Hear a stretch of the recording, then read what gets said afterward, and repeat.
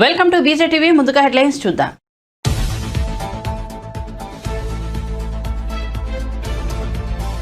Governor ప్రసంగంపై ధన్యవాద తీర్మానంపై చర్చలో మండిపడ్డ కేటీఆర్. ప్రసంగం మొత్తం అభూత కల్పనలు, అవాస్తవాలేనని విమర్శ.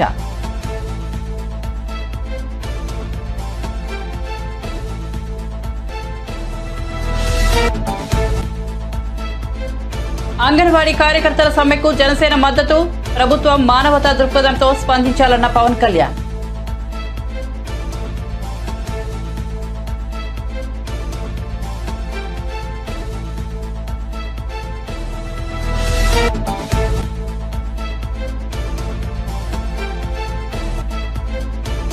పవన్ తన పార్టీని చంద్రబాబుకు లాంగ్ లీజ్ కు ఇచ్చేశారన్న పేర్ని నాని సెటైర్. జనసేన ఓ టెంట్ హౌస్ పార్టీ అంటూ విమర్శలు.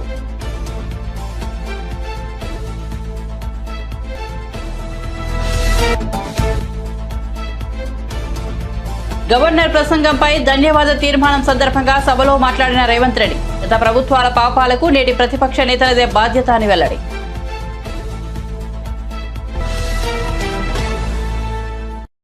ఇక వార్త వివరాల్లోకి వెళ్తే తెలంగాణ శాసనసభ సమావేశాలను ప్రారంభిస్తూ గవర్నర్ తమిళసై చేసిన ప్రసంగం మొత్తం అభూత కల్పనలు, అవాస్తవాలేనని బీఆర్ఎస్ ఎమ్మెల్యే మాజీ మంత్రి కేటీఆర్ మండిపడ్డారు. ఓ సభ్యుడిగా గవర్నర్ ప్రసంగం విని సిగ్గుపడ్డానని చెప్పారు. ఇలాంటి ప్రసంగం రాష్ట్ర శాసనసభ చరిత్రలోనే విని ఉండమని అన్నారు. 1000 ఎలుకలు తిన్న పిల్లి తీర్థయాత్రలకు బయలుదేరినట్టు చేయాల్సిన దారుణాలన్నీ చేసి కేవలం 10 ఏళ్ల పాటు అధికారంలో ఉన్న బీఆర్ఎస్ ప్రభుత్వంపై విమర్శలు చేయించారని కాంగ్రెస్ పార్టీపై కేటీఆర్ మండిపడ్డారు. గవర్నర్ దారుణమైన ప్రసంగం విన్నాక కాంగ్రెస్ పాలనలో రాబోయే రాష్ట్ర భవిష్యత్తు ఎలా ఉండబోతోందో స్పష్టంగా తెలిసిపోయిందని చెప్పారు. శాసనసభలో ప్రధాన ప్రతిపక్షంగా వాస్తవాలను ప్రజల ముందు పెట్టాల్సిన బాధ్యత తమకు ఉందని, తప్పకుండా నిజాలను బయట పెడతామని కేటీఆర్ చెప్పారు. ముఖ్యమంత్రి గారు మరి ముఖ్యమంత్రి అయిన తర్వాత కొద్దిగా మర్యాదకరంగా మాట్లాడతారేమో అనుకున్నా అధ్యక్ష, కానీ కొన్ని ఊహించలేము అధ్యక్ష, కొన్ని ఊహించలేము. ఎందుకంటే కొంతమందికి అది సాధ్యం కాదు. ఎందుకంటే వారికి అర్థమైంది అధ్యక్ష. ఎందుకంటే తెలంగాణ తెచ్చిన నాయకుడిని పట్టుకొని కల్వకుంట్ల చంద్రశేఖర్ రావు అని ఏకవచనంతో మాట్లాడతారు. తెలంగాణను వ్యతిరేకించిన వాళ్ళనేమో గారు గారు అని మాట్లాడినప్పుడే అర్థమైంది అధ్యక్ష వారి సంస్కారం ఏందో, వారి పరిజ్ఞానం ఏందో అర్థమైంది అధ్యక్ష. అచ్చోసిన ఆంబోతు, ఇది ఒక ముఖ్యమంత్రి మాట్లాడిన మాట. అచ్చోసిన ఆంబోతు అధ్యక్ష. ఎవరు అధ్యక్ష అచ్చోసిన ఆంబోతు? చీమలు పెట్టిన పుట్టలో దూరిన పాము అధ్యక్ష. కాంగ్రెస్ అనే పార్టీలో పాపం మా బట్టన్న, మా శ్రీధర్ అన్న, మా దామోదర్ అన్న, మా ప్రభాకర్ అన్న, అదేవిధంగా మా ఉత్తమన్న, మా కోమటిరెడ్డి వెంకటరెడ్డి అన్న, మా దామోదర్ అన్న, వీళ్ళందరూ కలిసి పెట్టిన పార్టీలో ఇవాళ దూరి ముఖ్యమంత్రి పదవి తీసుకున్న ఆయన చీమలు పెట్టిన పుట్టలో పాముల గురించి మాట్లాడితే చాలా చండాలంగా ఉంటుంది సార్. దయచేసి ఇంకొక మాట అధ్యక్ష. అధ్యక్ష ఎన్ఆర్ఐలు నాన్ రిలయబుల్ అన్నారు అధ్యక్ష. ఎన్ఆర్ఐలు నాన్ రిలయబుల్ ఇండియన్స్ అన్నారు. నాన్ రిలయబుల్ ఇండియన్ అంటే అధ్యక్ష నేను అడుగుతున్నా, ఎవరు అధ్యక్ష ఎన్ఆర్ఐలకు టికెట్లు అమ్ముకున్నది? ఎవరు అధ్యక్ష ఎన్ఆర్ఐలకు టికెట్లు అమ్ముకున్నది? ఎవరికి తెలియదు అధ్యక్ష ఇది? అధ్యక్ష నేను ఇంకొక మాట కూడా అధ్యక్ష పేర్లు అధ్యక్ష అధ్యక్ష please please please please please అధ్యక్ష ఇప్పుడు అధ్యక్ష గౌరవ శాసనసభ్యులు హరీష్ రావు గారు నా పేరు తీసిండ్రంటే నేను అవకాశం ఇచ్చిన. మంత్రి గారు పేరు తీసిండ్రు, మంత్రి గారికి అవకాశం ఇద్దాం మనం. ప్లీజ్. ఇదేం పద్ధతి అధ్యక్ష ఇది? అధ్యక్ష ఇది మీరు నడపాలా, హౌస్ ని మీరు నడపాలా అధ్యక్ష. వారు సార్ సార్ వినండి sir. In democracy sir we have utmost respect for you. Prasad గారు, స్పీకర్ గారు, మీరంటే చాలా రెస్పెక్ట్ ఉంది అధ్యక్ష. The opposition in democracy has its say and the government has its way. మేము మాట్లాడిన తర్వాత వాళ్ళకి పుష్కలంగా మైక్ ఇవ్వండి, గంటలు గంటలు మాట్లాడమని నేను వద్దనట్లేదు సార్. కానీ ఈ రకంగా ఒక వ్యక్తి మాట్లాడుతుంటే, ఒక సభ్యుడు మాట్లాడుతుంటే ముఖ్యమంత్రి గారితో సహా 5 మంత్రులు లేచి ప్రభాకర్ గారు, దామోదర్ గారు, శ్రీధర్ బాబు గారు, బత్తి గారు, ముఖ్యమంత్రి గారు అందరూ మాట్లాడితే గౌరవ కేటీఆర్ గారికి నా సూచన సార్, గవర్నర్ ప్రసంగం విషయంలో దాన్ని మాట్లాడుతున్నా సార్. నేను వారు మాట్లాడిన దాన్ని మాట్లాడుతున్నాను. ఈ డీవియేషన్ రాదు మనకు. నేను అదే అండి, వారు మాట్లాడింది రైట్ ప్లీజ్ సార్. ఎన్ఆర్ఐలు నాన్ రిలయబుల్ ఇండియన్స్ అన్నారు. మరి ప్రపంచవ్యాప్తంగా ఉన్న ఎన్ఆర్ఐలు గమనించాలా. కాంగ్రెస్ పార్టీకి ఎన్ఆర్ఐల మీద ఉన్న గౌరవం, ఎన్ఆర్ఐల పట్ల ఉన్న ప్రేమ, గౌరవ ముఖ్యమంత్రి గారికి ఉన్న ప్రేమ గమనించాలని నేను కోరుతా ఉన్నా. ఇంకొక మాట అధ్యక్ష, ఎన్ఆర్ఐలు అన్నారు అధ్యక్ష. ఎవరు అధ్యక్ష? 100 కోట్ల మంది భారతీయులను కాదని బయట నుంచి తెచ్చుకున్న అధ్యక్షులు తీసుకుంది ఎవరు అధ్యక్ష? బయట దేశం వాళ్ళని తెచ్చుకున్న అధ్యక్షులు చేసుకున్న దుస్థితిలో ఉన్న కాంగ్రెస్ పార్టీ ఎన్ఆర్ఐల గురించి మాట్లాడితే ఎట్లా అధ్యక్ష? అధ్యక్ష ఏదేమైనప్పటికీ అధ్యక్ష ఒకటి వాస్తవం, గత పదేళ్లలో పాలమూరులో వలసలు బంద్ అయినాయి, వాళ్ళ పోతలు బంద్ అయినాయి. 14 రాష్ట్రాల నుంచి కూలీలు వచ్చి వాళ్ళ తెలంగాణలో నాట్లేస్తున్న విషయం వాస్తవం కాదా? 14 రాష్ట్రాల కూలీలు. అధ్యక్ష మీరు నల్లగొండలో ఫ్లోరైడ్ బండ నల్లగొండ గుండె మీద పెట్టిపోతే ఆ ఫ్లోరైడ్ బండను దించింది కేసీఆర్ కాదా? ఆ విషం నీళ్ల పీడ విరగడ చేసింది కేసీఆర్ కాదా? తెలంగాణను ఫ్లోరోసిస్ రహిత రాష్ట్రంగా పార్లమెంటులో ప్రకటించింది కేంద్ర ప్రభుత్వం కాదా? ఇది అబద్ధం అంటారా? సడుగులు విరిగిన సాలెల మగ్గానికి మంచి రోజులు తెచ్చింది కేసీఆర్ ప్రభుత్వం కాదా? ఇవాళ నేతన్నల ఆత్మహత్యలతో సిరిసిల్లను మీరు ఉరిసిల్లగా చేస్తే దాన్ని మళ్ళీ తిరిగి సిరిశాలగా చేసింది కేసీఆర్ ప్రభుత్వం కాదా? కునారిల్లిపోయిన కుల వృత్తులకు కొత్త ఊపిరులు ఊదింది కేసీఆర్ ప్రభుత్వం కాదా? కాలే కడుపుతో అర్ధాకలితో ఎవ్వరు వండుకోవద్దని చెప్పి మానవీయ కోణంలో ఆలోచించి సంక్షేమంలో స్వర్ణయుగం సృష్టించింది, ఆసరగా నిలబడ్డది కేసీఆర్ ప్రభుత్వం కాదా? 200 రూపాయల పెన్షన్ను 2000 చేసింది కేసీఆర్ ప్రభుత్వం కాదా? అధ్యక్ష నిన్న గ్రామీణాభివృద్ధి గురించి మాట్లాడుతూ ఈ ప్రభుత్వం ప్రాపగాండాకు ఎక్కువ పెద్దపీట వేసిందన్నారు అధ్యక్ష వాళ్ళ హయాంలో 50 ఏళ్లలో అధ్యక్ష ఒక్క గంగదేవి పల్లె చెప్పుకుందరు, ఒక అంకాపూర్ చూపెడుదురు. అది కూడా పాప మా గ్రామస్తులు చేసుకున్నారు, వీళ్ళు చేసింది ఏం లేదు. కానీ మా హయాంలో మా 10 ఏళ్లలో గర్వంగా చెప్తున్నా సార్, 3% కంటే తక్కువ జనాభా ఉన్న తెలంగాణ జాతీయ పంచాయతీ అవార్డులలో 30% అవార్డులు గెలుచుకునే విధంగా ప్రభుత్వాన్ని నడిపిన పల్లె ప్రగతిని. గత పాలన గురించి ప్రతిపక్ష సభ్యులు పదే మాట్లాడుతున్నారు. అప్పటి ప్రభుత్వంలో మీదే ప్రధాన భాగస్వామ్యం, ఆ పాపాలకు సంపూర్ణ బాధ్యత మీదే అంటూ ముఖ్యమంత్రి రేవంత్ రెడ్డి ప్రతిపక్ష నేతలపై మండిపడ్డారు. మాట్లాడితే గత పాలనలో అలా జరిగింది ఇలా జరిగిందని విమర్శించడాన్ని ఆయన తప్పుపట్టారు. మాజీ సీఎం కేసీఆర్ కు రాజకీయంగా అవకాశాలు ఇచ్చిందే కాంగ్రెస్ పార్టీ అని, పార్టీ యువజన సంఘం వైస్ ప్రెసిడెంట్, ఆ తర్వాత ఎంపీగా మంత్రిగా ఆయన్ను గౌరవించిందని గుర్తు చేశారు. ఆయన కుటుంబానికి చెందిన మరో వ్యక్తిని ఎమ్మెల్యేగా గెలుపుకున్న మంత్రిని చేసి ఆపై ఎమ్మెల్యేగా గెలిచినందుకు సహకరించిన పార్టీ కాంగ్రెస్ పార్టీ అని వివరించారు. గత పాలనలో పాపాలు జరిగాయంటున్నారు. నిజంగానే పాపాలు జరిగి ఉంటే అప్పట్లో అధికారంలో భాగస్వాములుగా ఉన్నది మీరే కాబట్టి వాటికి సంపూర్ణ బాధ్యత కూడా మీదేనని కేటీఆర్ ఆరోపణలను రేవంత్ రెడ్డి తిప్పుకొట్టారు. గారిని అన్యాయం చేసి ఈరోజు ఇక్కడికి వచ్చిర్రు కాబట్టి ఈరోజు గతం గురించి అధ్యక్ష ఒకవేళ మా మిత్రులకు వాళ్ళకు అంతగా గతం గురించి చర్చించాలనే ఆలోచన ఉంటే ఒకరోజు మొత్తం తమరు సమయం ఇవ్వండి, తప్పకుండా జూన్ 2, 2014 కంటే ముందు జరిగిన 55 సంవత్సరాల పరిపాలన మీద సంపూర్ణమైన చర్చ ఇక్కడ పెడదాము. ఈరోజు ఇక్కడ జరుగుతున్న చర్చ జూన్ 2, 2014 నుంచి జరిగిన పరిపాలన, చేసిన విధ్వంసము, నాయకత్వం యొక్క వ్యవహార శైలి మీద మనం ఈరోజు మాట్లాడుకుంటున్నాము. కాబట్టి వారికి గతం గురించి చర్చించాలనే కోరిక ఉంటే మాకు ఎలాంటి అభ్యంతరం లేదు. గతంలో జరిగిన పరిపాలనలో ఇక్కడున్న వాళ్ళకి చాలామందికి పాత్ర లేకపోవచ్చు, కానీ అక్కడున్న వాళ్ళకు చాలామందికి పాత్ర ఉంది. ప్రత్యక్షంగా మంత్రులు చేసిండ్రు. అక్కడున్న నాగేందర్ గారు, ఆ పక్కనున్న శ్రీనివాస్ యాదవ్ గారు, ఆ పక్కనున్న హరీష్ రావు గారు, అక్కడున్న కడియం శ్రీహరి గారు, ఆ పక్కనున్న పోచారం శ్రీనివాసరెడ్డి గారు, ఆ పక్కనున్న గంగుల కమలాకర్ గారు, అన్ని పేర్లు మొత్తం అన్ని లిస్టు చదువుతా. వీళ్ళందరూ కూడా ఈరోజు వారు ఏదైతే పాపాలు జరిగినాయి అంటుండ్రో ఆ పాపాలలో సంపూర్ణమైన భాగస్వామ్యం వాళ్ళదే ఉన్నది. వరంగల్ ప్రాంతంలో జరిగిన ఎన్కౌంటర్లకు ఎవరి కారణమని చర్చ ఉంది అధ్యక్ష? ఈరోజు వారే మాట్లాడుతున్నారు. ఏమని గవర్నర్ ప్రసంగంలో మొత్తం కాంగ్రెస్ పార్టీ మేనిఫెస్టోనే పొందుపరిచిండ్రని చాలా సీనియర్గా పనిచేసిండ్రు మంత్రులుగా. గవర్నర్ గారి ప్రసంగము పార్టీ యొక్క ఎన్నికల మేనిఫెస్టోను మంత్రివర్గంలో చర్చించి మా ప్రభుత్వం యొక్క భవిష్యత్ కార్యాచరణను మంత్రివర్గం ఆమోదం చేసిన తర్వాతనే గవర్నర్ గారు ప్రసంగిస్తారు. పరిపాలనలో అనుభవం ఉన్న వాళ్ళు, గతంలో ఈ రకమైన నిర్ణయాలు చేసిన వాళ్ళు కూడా ప్రజల్ని తప్పుదోవ పట్టించడానికో లేకపోతే వాళ్ళ యజమానులను సంతోషపెట్టడానికో ఎందుకు మాట్లాడుతున్నారో నాకైతే తెలియదు. నేను సభ్యుడికి సూచన చేస్తున్నా, నేను చాలా విషయాలు ప్రస్తావించిన, తప్పకుండా సావధానంగా 5 సంవత్సరాలు సమయం ఉంది, సంపూర్ణంగా ఎక్స్రే తీసినట్టుగా ఎక్కడెక్కడ ఏమేమి ఉన్నాయో అన్నిటిని వివరిస్తాం. మా ఆర్థిక మంత్రి గారు, డిప్యూటీ సీఎం గారు జరిగిన విధ్వంసం ఏంది, ఆర్థిక నేరమేంది, అన్ని విషయాలు ఈ సభలోనే తమరి అనుమతి తీసుకొని చర్చకు పెట్టి వాటన్నిటిని విశ్లేషిద్దాం. మేము సిద్ధంగా ఉన్నాం. సంవయనం పాటించి ఈరోజు గవర్నర్ గారి ప్రసంగానికి సంబంధించిన మీకు మనసు ఉంటే, తెలంగాణను అభివృద్ధి చేసుకోవాలన్న ఆలోచన ఉంటే అభినందిస్తూ మీరు ముందుకు రండి. లేదు మేము ఇట్లనే ఉంటామంటే పిల్లి శాపనార్థాలకు ఉట్లు తెగిపడవు. ఈ శాపనార్థాలు పెడుతూనే ఉంటారు జీవితకాలం.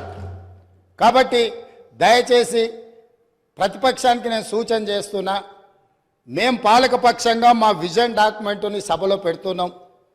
మీరు సలహాలు సూచనలు ఇవ్వండి. సహేతుకమైన సలహాలు సూచనలకు ఎప్పుడు మేము సిద్ధంగా ఉన్నాము.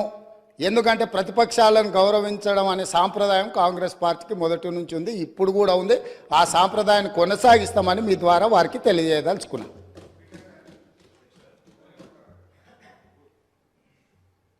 రాష్ట్ర వ్యాప్తంగా అంగన్వాడీ కార్యకర్తలు, సహాయకులు చేపడుతున్న నిరవధిక సమ్మెకు జనసేన పార్టీ అధ్యక్షుడు పవన్ కళ్యాణ్ మద్దతు పలికారు.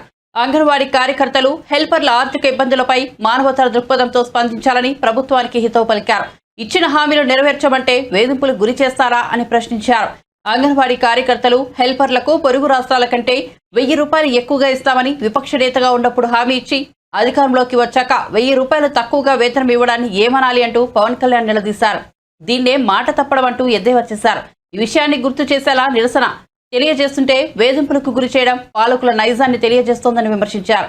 అంగన్వాడీ కేంద్రాల తాళాలు బద్దలు కొట్టి పంచనామాలు చేస్తామని నిరుద్యోగులను బెదిరిస్తున్నారని పవన్ కళ్యాణ్ ఆరోపించారు. ఎన్నికల ముందు ఒక వాగ్దానాలు చేసి ఎన్నికల తర్వాత దాని గురించి స్పందించకపోవడం ఖచ్చితంగా పొరపాటే. నాకు అర్థం కాదు ఏంటంటే, ఈ ముఖ్యమంత్రికి ఘర్షణ వాతావరణం చాలా ఇష్టం. ప్రశాంతంగా చేసుకుంటున్న ఈ నిరసన కార్యక్రమంలో కూడా నిన్న అధికారులందరినీ పంపించి, వాలంటీర్ని పంపించి స్థానాలు పాల్గొట్టండి, ఇవన్నీ అంటే ఏ సమస్య అయినా సరే పరిష్కారం చేయగలుగుతాం ఆ స్థాయిలో అధికారంలో ఉన్నప్పుడు కూర్చుని మాట్లాడాలి. అమరావతి రైతులతో కూడా ఈ విధంగా చేశాడు అతను. పక్కనే ఉంటారు, వాళ్ళు పిలిపించుకుని కూర్చుని మాట్లాడుకుని న్యాయబద్ధమైన సమస్యలు కానీ పరిష్కారం చేయడానికి కానీ ఓ ప్రయత్నం చేస్తేనే ప్రజాస్వామ్యం. ఇప్పుడు మీ డిమాండ్స్ ఇతర రాష్ట్రాల్లో, పొరుగు రాష్ట్రాల్లో ప్రత్యేకంగా అక్కడ ఉన్నట్టుగా మనకి వేతనాలు పెంచాలనేది అంగన్వాడీ హెల్పర్స్, వర్కర్స్ వీళ్ళందరూ కూడా డిమాండ్ చేస్తుంది. ఖచ్చితంగా అది న్యాయబద్ధమే. ఎందుకంటే ఈ రోజుకి కూడా సుప్రీంకోర్టు ఇచ్చిన గైడ్లైన్స్ని పాటించాల్సిన కనీస అవసరం, బాధ్యత ప్రతి ఒక్కరికి ఉంటుంది. సో మినిమం వేజెస్ ప్రొటెక్షన్ కిందైనా సరే కానివ్వండి, లేకపోతే లేబర్ యాక్ట్ కిందైనా సరే కానివ్వండి, ఏ విధంగా చూసినా కూడా మీరు కృషి చేస్తే అనేక ప్రాంతాల్లో వైద్య సేవలు లేని ప్రాంతాల్లో కూడా మీరు తల్లుల్ని ఆదుకుంటున్నారు, చిన్న బిడ్డలను ఆదుకుంటున్నారు. మన భవిష్యత్తులో మనకి భారతదేశంలో ప్రతి ఒక్కరి కంట్రిబ్యూషన్, వాళ్ళ భాగస్వామ్యం అయ్యే విధంగా మీరు కృషి చేసిన విధానాన్ని నాకు బాగా అవగాహన ఉంది. చాలా అద్భుతమైన కార్యక్రమం ICDS ప్రాజెక్ట్ అనేది. అందులో భాగంగా మీరందరూ కూడా ఇన్వాల్వ్ అవడం, మీరు ఈ విధంగా ఈ రోజున రోడ్డుకి ఎక్కడం అనేది దురదృష్టమైన పరిస్థితి. నిజంగానే కూర్చుని మీతో మాట్లాడి సామరస్యంగా ఇన్ని కార్యక్రమాలు చేస్తున్నప్పుడు రాష్ట్ర ప్రభుత్వం ఆ బటన్ నొక్కేదేదో మీ దగ్గర కూడా బటన్ నొక్కితే బాగుండేది. ప్రతి ఒక్కరికి మీ న్యాయపరమైన డిమాండ్స్ పొరుగు రాష్ట్రాల్లో ఉన్న దానికన్నా 1000 రూపాయలు పెంచుతా అని చెప్పారు కదా గతంలో. పెంచడం కాదు కదా, ఇప్పుడు తగ్గిపోయింది. ఆ విషయాన్ని ముఖ్యమంత్రి గారికి మీరు గుర్తు చేయడానికి చేసిన ప్రయత్నాన్ని వేరే విధంగా మాట్లాడడం అనేది చాలా పొరపాటు. తప్పకుండా ఈరోజు ఉదయం కూడా పవన్ కళ్యాణ్ గారు మీ సమస్య పైన పరిష్కారం జరగాలి, దీనికి ప్రభుత్వం స్పందించాలనే విషయం పైన ఆయన ఈరోజు పొద్దున స్టేట్మెంట్ రిలీజ్ చేశారు. మిమ్మల్ని అందరినీ కూడా సంఘీభావం తెలుపుతూ, మీకు మద్దతు తెలుపుతూ, మీ పోరాటానికి జనసేన పార్టీ నుంచి ఖచ్చితంగా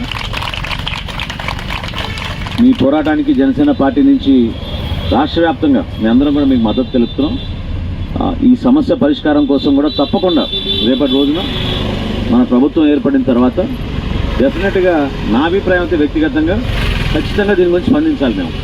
ఇది బాధ్యత. ఇది డెఫినెట్గా దీన్ని మీ మినిమం వేజెస్ ఏవైతే ఉన్నాయో మినిమం వేజెస్ని దృష్టిలో పెట్టుకుని మీరు చేస్తున్న కార్యక్రమాలు, మీరు కష్టపడి పనిచేస్తున్న పనిని గౌరవించే విధంగా స్పందించాల్సిన అవసరం పదవిలో ఎవరున్నా కూడా వాళ్ళు తీసుకోవాల్సిన బాధ్యత ఖచ్చితంగా జనసేన పార్టీ కూడా తీసుకుంటుందని మనస్ఫూర్తిగా మిమ్మల్ని మీకు భరోసా ఇవ్వడానికి, మీకు అండగా నిలబడడానికి ఈరోజు పెద్దలు ఆహ్వానించినప్పుడు నేను తప్పకుండా వస్తా అని చెప్పాను. అదృష్టంగా భావిస్తున్నా. మిమ్మల్ని కొంచెం లేట్గా వచ్చాను, అయినా కానీ మీ అందరూ ఉన్నందుకు భవిష్యత్తులో కూడా మీకు వెంట ఉంటాం.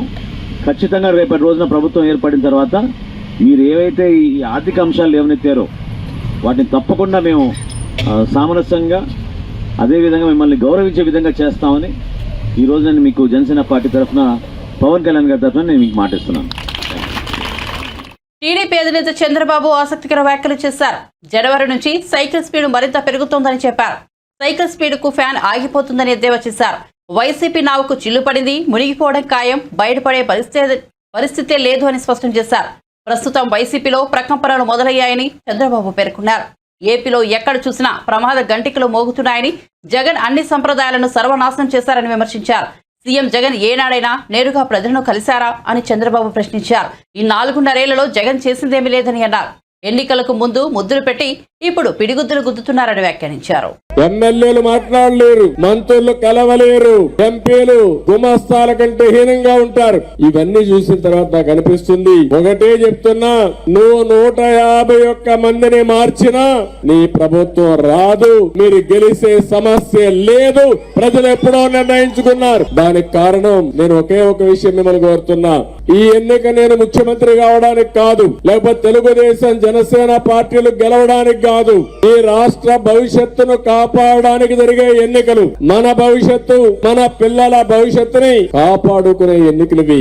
ఆ సందర్భంగా ప్రతి ఒక్క వ్యక్తి ఆలోచించాలి, విద్యతో ఆలోచించాలి. నేను ఈ విషయం కూడా చెప్తున్నాను, నాకేం ముఖ్యమంత్రి పదవి కొత్త కాదు. 14 సంవత్సరాలుగా ముఖ్యమంత్రిగా పనిచేసిన సమైక్య ఆంధ్రప్రదేశ్ లో కూడా, లేకుంటే తెలుగుదేశం పార్టీకి మంత్రి పదవులు కూడా కొత్త కాదు. కానీ సమస్య అంతా మీరు గుర్తుపెట్టుకోవాల్సింది, ఈ రోజు తెలుగుదేశం పార్టీ జనసేన కూడా కలిసి మీ ముందుకు వస్తున్నామంటే ఈ రాష్ట్రాన్ని కాపాడాలని. ఈ రాష్ట్రాన్ని కాపాడుకోవడంలో అందరి బాధ్యత ఉంది. ఈ రోజు మీరు చూస్తున్నారు, తెలంగాణ రాష్ట్రం, ఆంధ్రప్రదేశ్ రాష్ట్రం విడిపోయి 10 సంవత్సరాలు అవుతుంది. 5 సంవత్సరాలు తెలుగుదేశం పార్టీ అధికారంలో ఉన్నప్పుడు అభివృద్ధి ఏ విధంగా చేశామని మీరు ఒక్కసారి గుర్తుపెట్టుకోండి. ఆ రోజు చేసిన అభివృద్ధి అదే విధంగా కంటిన్యూ ఉంటే ఈ రోజు రాష్ట్రం కూడా తెలంగాణతో సమానంగా ముందుకు పోయేవాళ్ళం. కానీ ఈ రోజు ఇతను వచ్చిన తర్వాత చేసిన పనులన్నీ ఒక్కసారి గుర్తుపెట్టుకుంటే ఒక్క విషయం మీరు గుర్తుపెట్టుకోవాలి, 5 సంవత్సరాల కంటే ముందు మీ జీవన పరిస్థితులేంటి, 5 సంవత్సరాల వైఎస్ఆర్ కాంగ్రెస్ పార్టీ పాలనలో మీ జీవన ప్రమాణాలు పెరిగాయా తగ్గాయా అనే విషయం ప్రతి ఒక్కరూ ఆలోచించుకోవాల్సిన అవసరం ఉంది. ఒక రైతు, ఒక నిరుద్యోగి, ఒక కూలీ, ఒక చిరు ఉద్యోగి గాని ప్రతి ఒక్కరూ ఆలోచించుకోవాల్సిన అవసరం ఉంది. మామూలుగా ప్రభుత్వం అనేది ప్రజల జీవన ప్రమాణాలు పెంచేది ప్రభుత్వం, ప్రజల ఆత్మ గౌరవాన్ని కాపాడేది ప్రభుత్వం, అంతేకాకుండా మీ భవిష్యత్తుకు దారి చూపించేది ప్రభుత్వం. అలాంటివి కాకుండా మన జీవితాలతో ఆడుకునే పరిస్థితి వచ్చింది.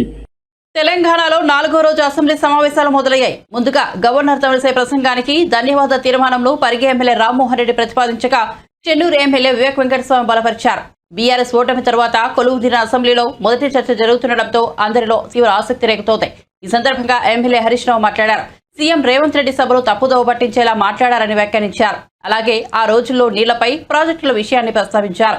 ఆ రోజుల్లో నీళ్ల కోసం ఎంతో కొట్లాడామని, అక్రమంగా తరలిపోతున్న నదీ జలాలపై పోరాటం చేశామన్నారు. పోతిరెడ్డిపాడు ప్రాజెక్టు ఎత్తు పెంచడాన్ని ఆపాలని కోరామని, 6 కారణాలతో మేము ఆ రోజు రాజీనామా చేశామని అన్నారు. అప్పట్లో మంత్రులుగా ఉన్న కాంగ్రెస్ నేతలు ఎవరూ మాట్లాడలేదు, ఒక్క పీజేఆర్ తప్ప ఎవరూ పోతిరెడ్డిపాడుపై మాట్లాడలేదని హరీష్ రావు గుర్తు చేశారు. స్పీకర్ సార్, ఇప్పుడు నేను లేవాలని కానీ మాట్లాడాలని అనుకోలేదు. గౌరవ ముఖ్యమంత్రి గారు మాట్లాడుతూ సభను తప్పుదోవిచ్చే విధంగా ఆయన మాట్లాడినప్పుడు సభ యొక్క రికార్డును రెక్టిఫై చేయడం నా బాధ్యత. బికాస్ నేనేదో ప్రశ్నకు సమాధానం చెప్పాలనో విమర్శ చేయాలనో నేను మాట్లాడే ప్రయత్నం చేస్తలేను. వారు మాట్లాడినారు కనుక మేము డెఫినెట్గా దాన్ని క్లారిఫై చేయడం మా బాధ్యత అధ్యక్ష. అయితే అధ్యక్ష, ఆ రోజు కామన్ మినిమం ప్రోగ్రాంలో కేసీఆర్ గారు పెట్టించడమే కాదు, షిప్పింగ్ పోర్ట్ఫోలియో అడగకుండానే ఇచ్చారు. ఆ రోజు డిఎంకే పార్టీ నాకు షిప్పింగ్ పోర్ట్ఫోలియో ఇవ్వకపోతే మేము యూపీఐ నుంచి బయటకు పోతామంటే, నేను మంత్రి పదవి కోసం ఢిల్లీ రాలేదు, నాకు ఈ పోర్ట్ఫోలియో అక్కర్లేదు, వారికి ఇచ్చేయండి, నేను వచ్చింది తెలంగాణ కోసమని షిప్పింగ్ పోర్ట్ఫోలియోను స్వచ్ఛందంగా వదులుకున్నటువంటి చరిత్ర కేసీఆర్ గారిది, టీఆర్ఎస్ పార్టీది అధ్యక్ష. ఈరోజు రేవంత్ రెడ్డి గారు మాట్లాడుతూ మేమేదో పదవులు ఇచ్చినామని, పదవులను గడ్డిపోచల్లాగా త్యజించిన చరిత్ర ఈ దేశంలో ఎవరికన్నా ఉందంటే అది కేసీఆర్ కు, టీఆర్ఎస్ పార్టీకి ఉంది. త్యాగాల పునాదుల మీద తెలంగాణ తెచ్చిన చరిత్ర ఉంది అధ్యక్ష. అనవసరంగా మేమేదో పదవులు ఇచ్చినామని, మేమేదో పదవుల కోసం పాకులాడినామనేటువంటి విధంగా వారు మాట్లాడద్దు. ఆ విషయానికి వస్తే రేవంత్ రెడ్డి గారు ఏబీవీపీలో షురువైండు, టీఆర్ఎస్ లో పనిచేసిండు, తెలుగుదేశంలో వేయండు, కాంగ్రెస్ లో వేయండు, మరి రేపు ఏడు ఉంటాడో.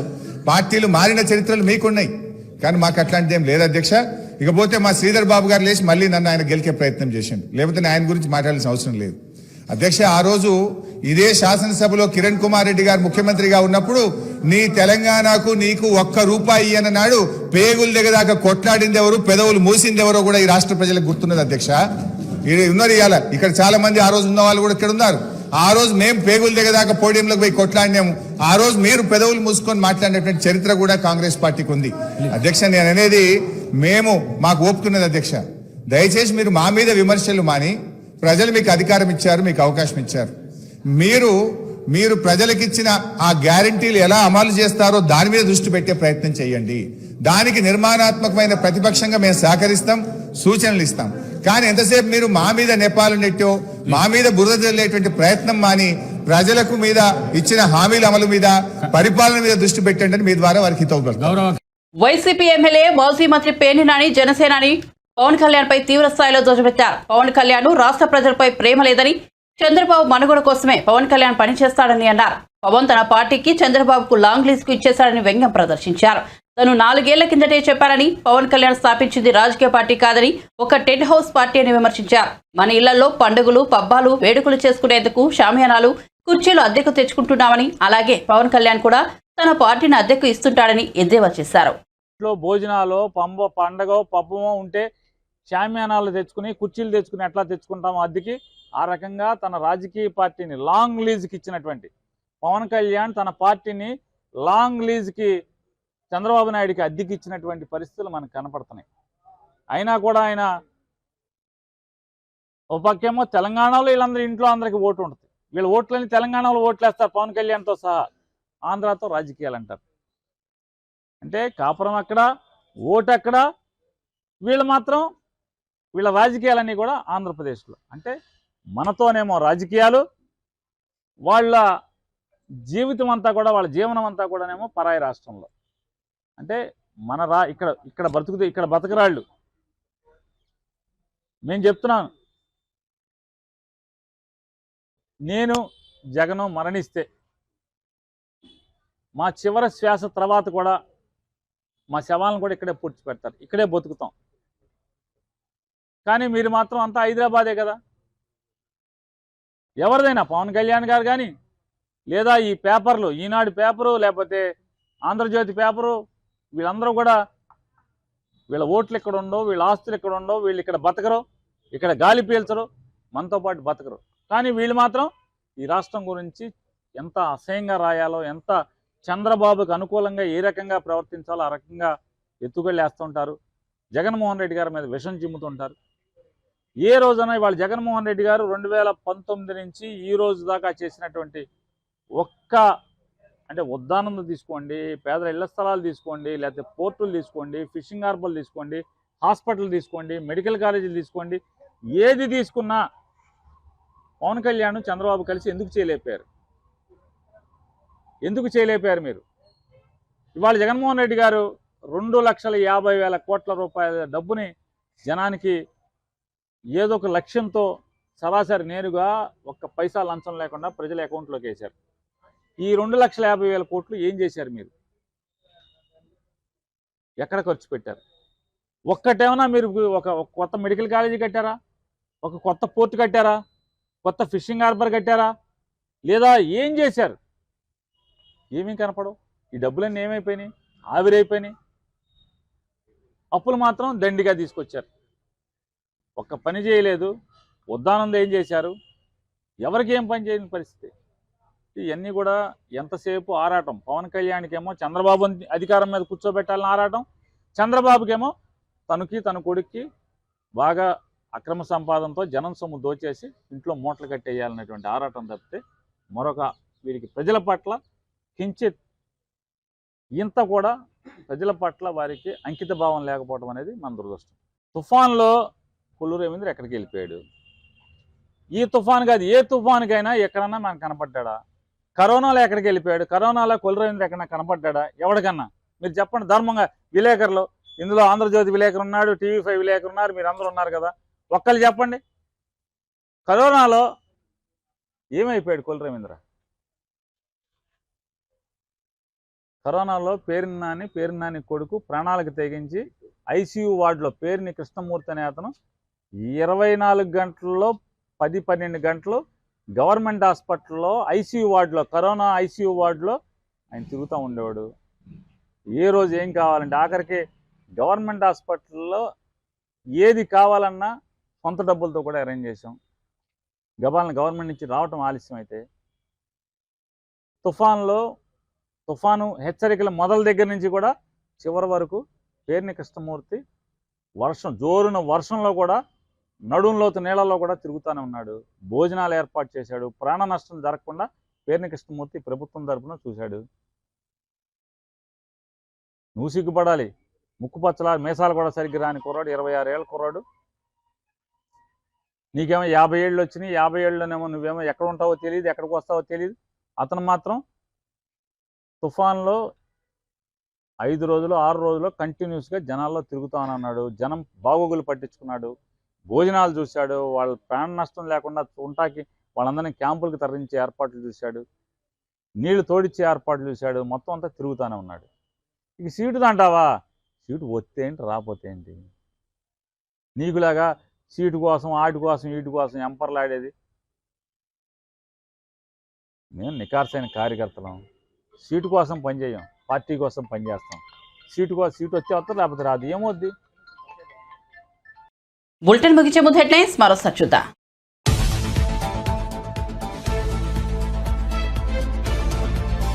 గవర్నర్ ప్రసంగంపై ధన్యవాద తీర్మానంపై చర్చలో మండిపడ్డ కేటీఆర్. ప్రసంగం మొత్తం అభూత కల్పనలు, అవాస్తవాలేనని విమర్శ.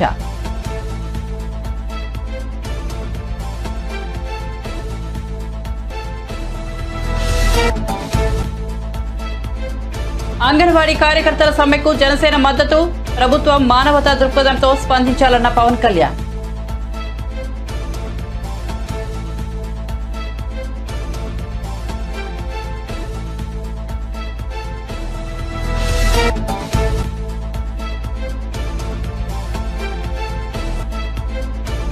పవన్ తన పార్టీని చంద్రబాబుకు లాంగ్ లీజ్ కు ఇచ్చేశారన్న పేర్ని నాని సెటైర్. జనసేన ఓ టెంట్ హౌస్ పార్టీ అంటూ విమర్శలు.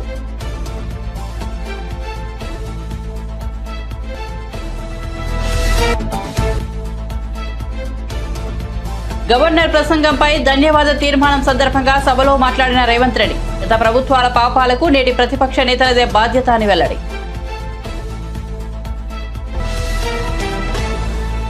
అప్డేట్స్ కోసం చూస్తూనే ఉండండి BJTV.